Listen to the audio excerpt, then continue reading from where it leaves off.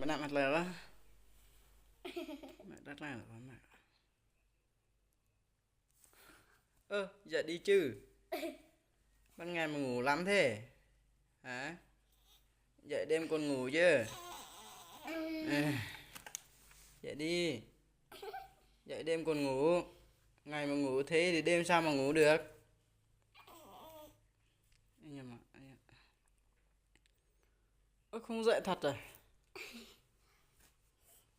Chắc hả có. Lâm Anh ơi.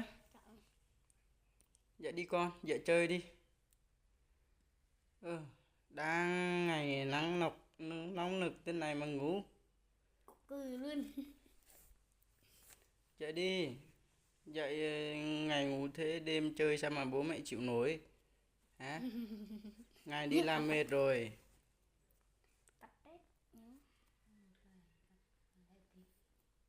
À,